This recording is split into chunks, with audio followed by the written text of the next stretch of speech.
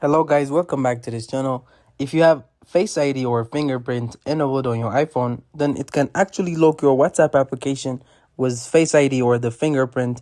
And to do that, simply launch WhatsApp and then go to settings. On the settings page, go to privacy, and then under privacy, simply scroll down until you get to screen lock or app lock. Tap on that and then it says require Face ID. Enable that and make sure you put on immediately, or maybe you can have it after 1 minute or 15 minutes or after an hour, but I prefer to leave it on immediately.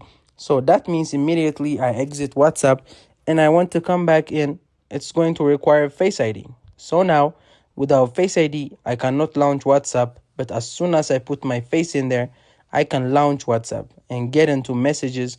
And that's how you can lock WhatsApp application using Face ID or fingerprint. Thank you guys for watching this video. Don't forget to like and subscribe.